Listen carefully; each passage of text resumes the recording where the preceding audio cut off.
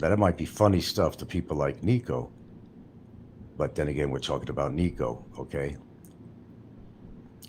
Yeah, it's sad that if that's true, and I don't even know that to be true 100%, somebody did write me, and it's probably likely that Ed Lippert was the one that passed away. If I'm wrong, I guess I'm wrong. Somebody will correct me. I don't know. I have no reason to think that that was bullshit email I got. Why would somebody particularly come up with his name and say that's the friend that Nico was talking about? Yeah, it hurts to lose somebody, doesn't it, Nico? I think we went over this last night, didn't we? It hurts to lose somebody, doesn't it? Imagine if you lost your mom, Nico, that you're so close to. How are you going to feel? Well, how do you think I felt when I lost my parents, when I lost my brother? Again, I'm going to re-emphasize that as I did in my last show. It hurts. So don't be so free and easy to wish death on somebody, Nico. His statement's only two people I'd wish dead on here, and I know you meant me. Be careful of what you wish for, Nico. May come back to, you know, in spades on you. Yeah, it leaves a raw feeling when somebody you know and have met, you've been talking to for a long time, passes away. You don't expect it. Well, with age, you might expect it sometime, but if they had other conditions, pre-existing conditions that could contribute to their departure, um, it's not a funny thing when somebody dies, and these guys are the same ones that absolutely just shit on Mike Kaysen. I will never forget that. Allo, Popeye, all these same people wishing him with a toe tag that did it to me, depicting me on a steel slab. Karma's a bitch. And we're finding out that karma is real, isn't it? So happens that some of the very people who were so adverse against me are dying. How is that so? Well, I guess their time was up. Or was it karma? Was it karma? Who knows? Whatever your beliefs are, I do believe, and I'll say it again, I do believe in karma. Don't paint somebody to be who they're not. That's a statement I'll make. Because of your own defense to yourself, because maybe you're not living the life somebody else is. Like Don C., he's a horrible person. I don't understand. Here's what I don't understand. I'll admit it. I don't understand this. Even people like John Blaze, Larry Evans, too, and others. How do their spouses or girlfriends not see the character that they're married or in a relationship to? How do they not see that bad side? Do they hide it that much from their partner that they really don't know what's going on and what they say on their show? And how horrible they are as a person?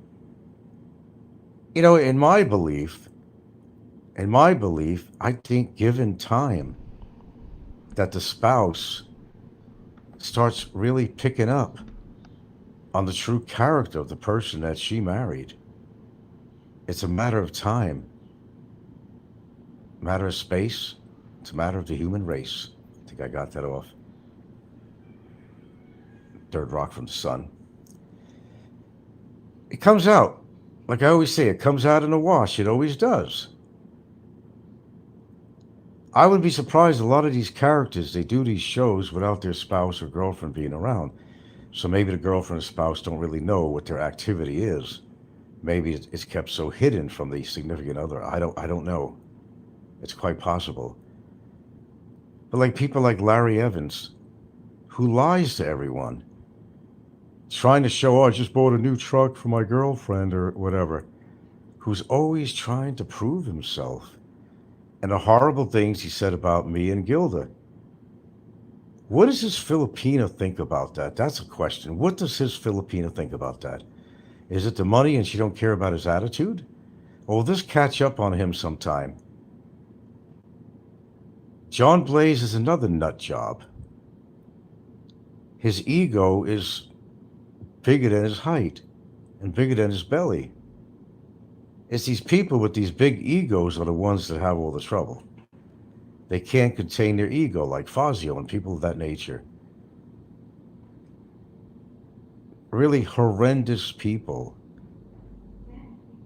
And they all get what's coming to them sooner or later. They're all dropping like flies.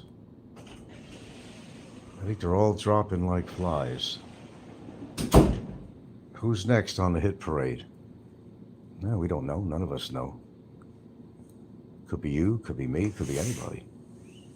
But as you see, as time has gone by, there's been numerous YouTubers that have passed away, and they're gone. You don't have to hear their insults anymore.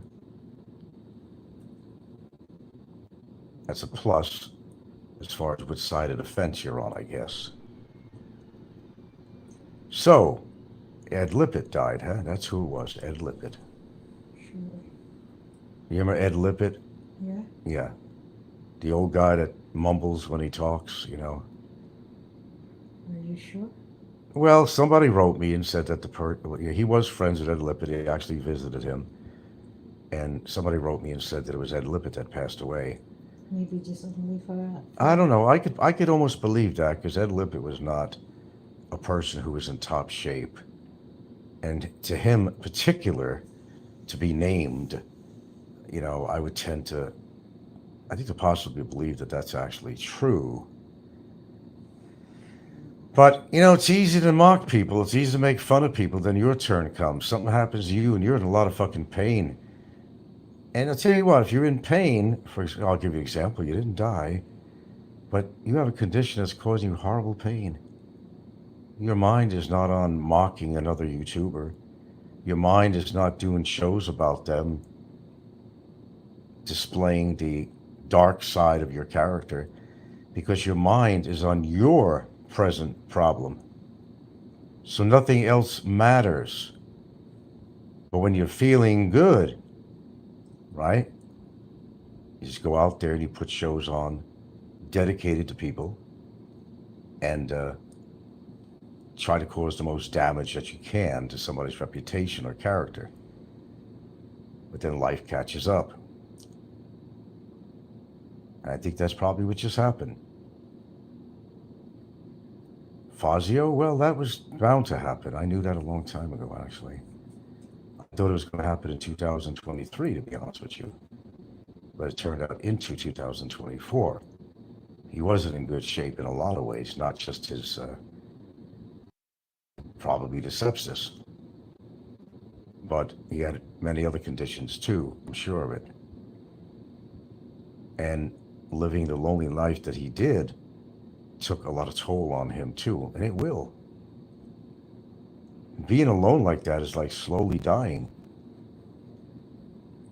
You really are internally. You're slowly dying when you have that kind of loneliness. He used to get so mad at Warren.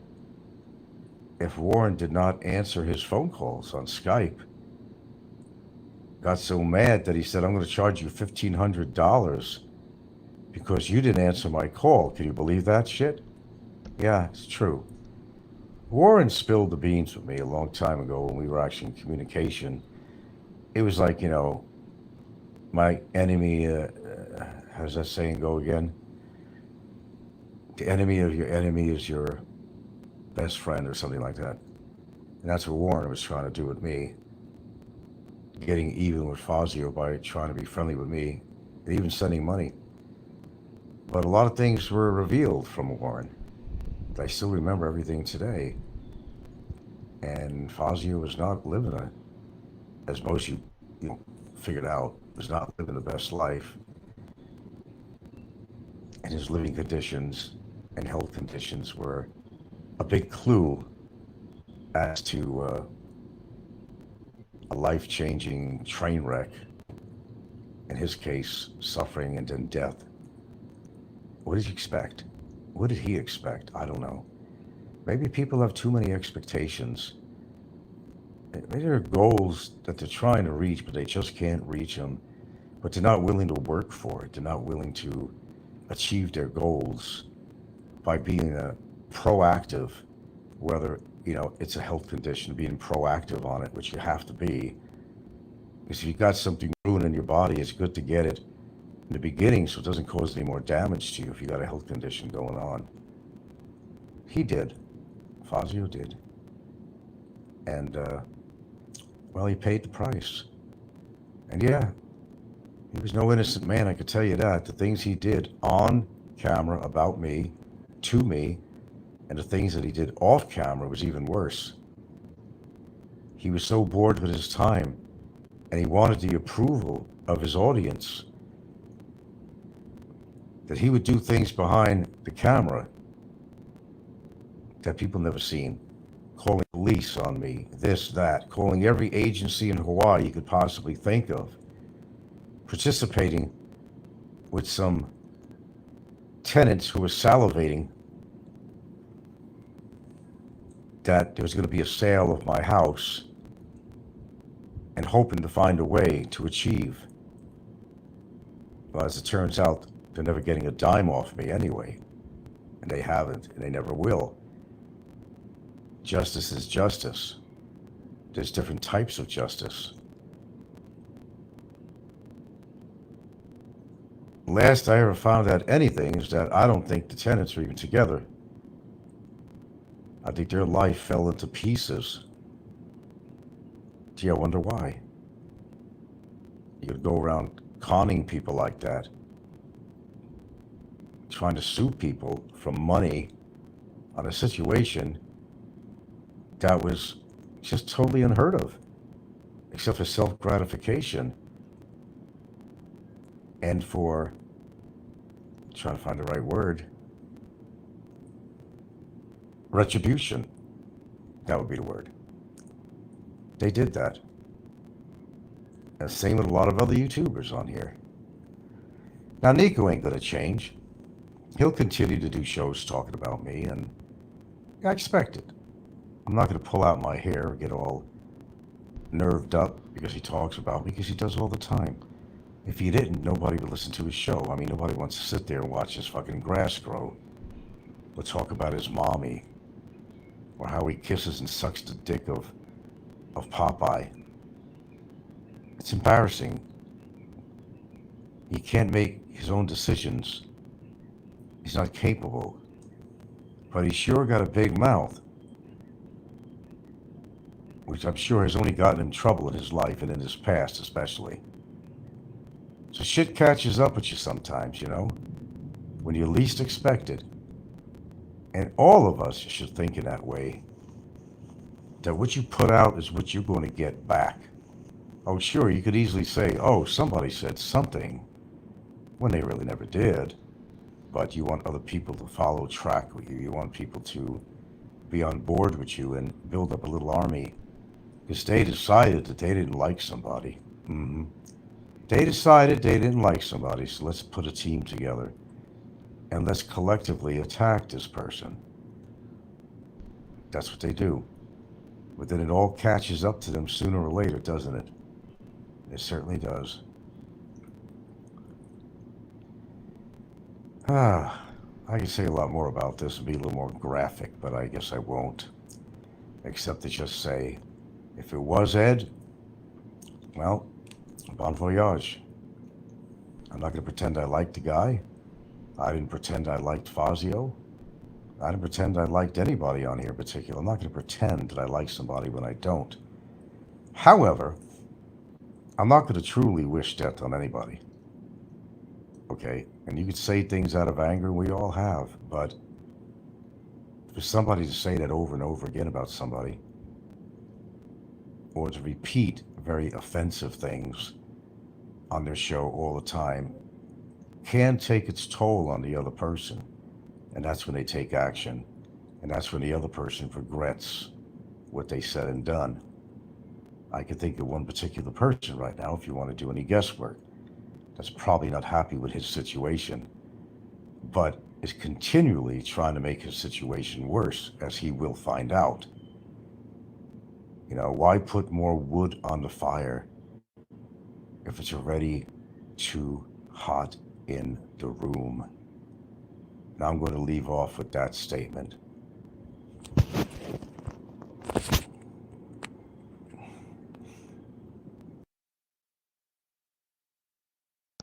Well, there you have it, folks. He just he just can't stop.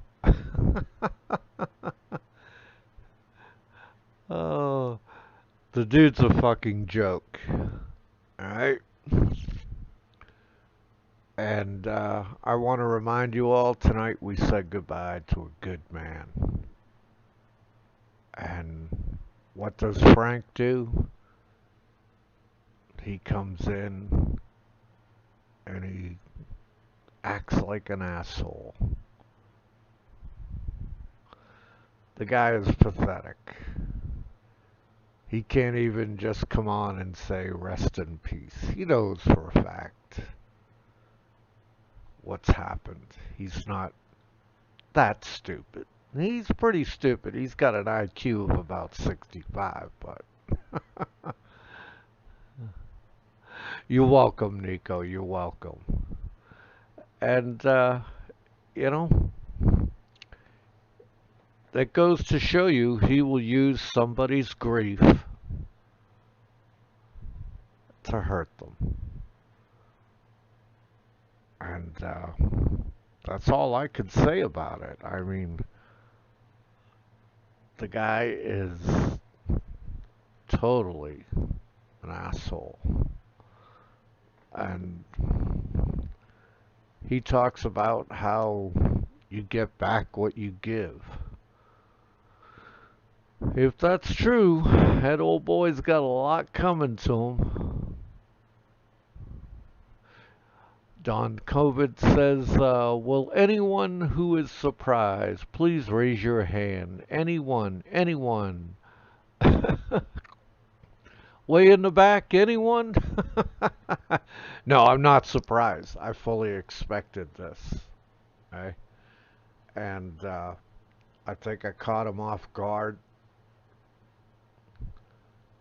He has no recourse now. He